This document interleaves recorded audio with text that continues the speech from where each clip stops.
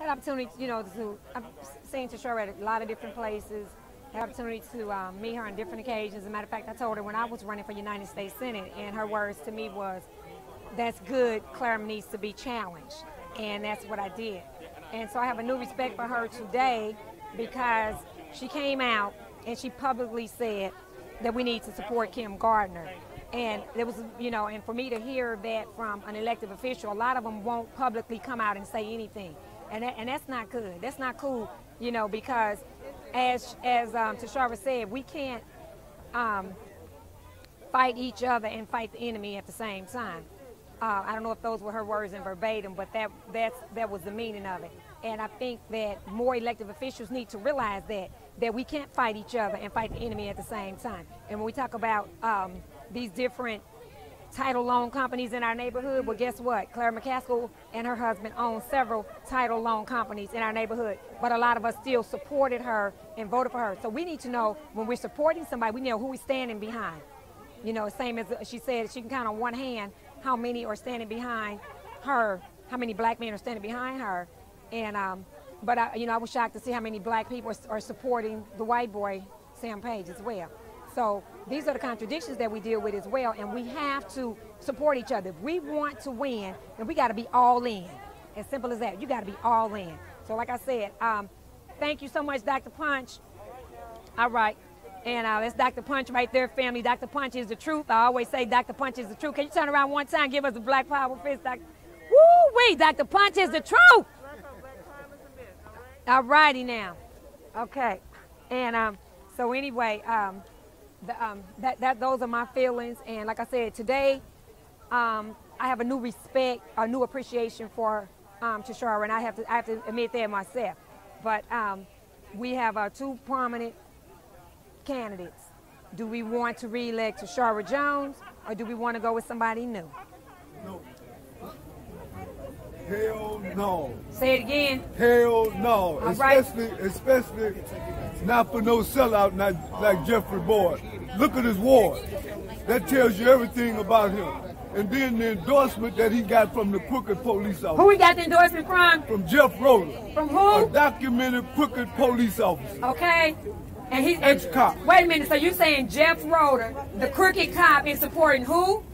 Jeffrey Boyd. Jeffrey Boyd. Jeffrey Boyd. And what's Jeffrey Boyd running for? He's running for the treasurer's office in the city of St. Louis. So do we need a treasurer like that in our office? No, we don't need nobody that's supported by crooked cops. Okay, Tishaura, can you speak on that, please? Why we should vote for you? Oh, sure. So I put people first. I've manned the box in my office for people who are returning citizens who need a job. I've raised minimum wage to $15 an hour, and I started the nation's second largest children's savings account program, College Kids, which has over 16,000 children in public schools in the city, saving over $1 million for their futures. They can use it for 2- or 4-year college, vocational or technical school, even union apprenticeship. Awesome. Awesome. What about Jeffrey Boyd, and why is he not deserving of the position? Just look at his ward. I mean, he's been alderman of the 22nd Ward for 17 years, and if I was a resident of the 22nd Ward, I'd be like, why do you keep running for citywide office? It's obviously you don't want to be our alderman. You keep running for citywide office. I can't speak to anybody's motivations of why they're running, but all I can speak to is my experience in this job. And the work, and my mother always used to tell me in the Bible says, let the work you do speak for you, right? And he's unfit. And the work that I've done in this office, turning it around, making sure it's transparent, and you can hold me accountable for anything that I do, as well as, I don't think people are really worried about who runs the parking division, but as long as they're treated fairly. And that's exactly what I've done over the last 8 years with our parking division. We've upgraded the technology. People feel like they have a voice, and now they can pay any way they want to. And we're making more changes now. We have an amnesty program going on until August 31st. Any ticket, no matter how old, if it's like tripled in value, you bring it to us, but you can pay it for the original fine up until August 31st. And if you can't get to us before August 31st, we can set you up on a payment plan and you can pay it over time. Because we shouldn't be taking people's cars. We can enforce the law and be compassionate at the same time. Okay, and do it seem Jeffrey is more interested in smearing you and your work than winning the position? Yeah, he's a hater. He's a hater. And that's all I'm going to say. Right. You know, that's what we see. You know, I've been fighting him since 2012, you know, and I think that, you know, since I won the first time in 2012, he's never let me live it down. Right. So it's unfortunate because, again, we can't fight racism and each other at the same time. We have too much to fight in this city to be constantly fighting each other. You know, we do our people a serious disservice when we fight against each other in City Hall all the time, and meanwhile children are dying in the streets. It doesn't make sense. Right. So, you know, I have a new respect for Tishaura today because she spoke up, and one thing that, you know, she spoke up for Kim publicly, and I appreciate that, and I'm sure this isn't the first time you spoke up for Kim, but at the same time, it's so many people in office who are not speaking up for Kim, who will say, I'm going to vote for you, I'm going to support you, but I can't let anyone know that.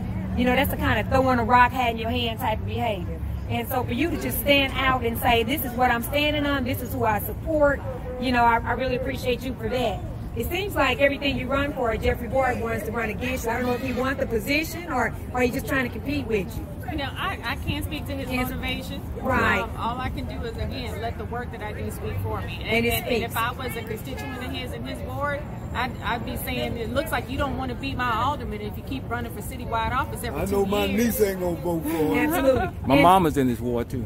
Yeah, that's a shame. So, you know, how do we continue to support someone who has, first of all, racist people supporting him? I mean, he's behind, you know, Jeff Roeder is behind him, and a list of people. Rex Sinkfeld is behind him. Paul McKee. They're spending all kinds of dark money in this campaign against me and Kim. They got this dark money pack called STL Justice that's been sending out these horrible mailers across the city talking about us. But you know what? You know, I believe in Jesus first. Right, absolutely. and if this is the work that God called me to do, then this is He's going to allow me to keep my job after August 4th. That's right.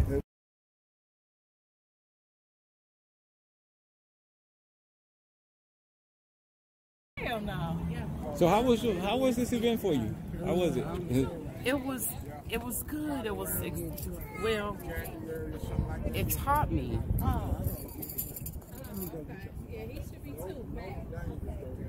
It was good. To overcome my fear of speaking up.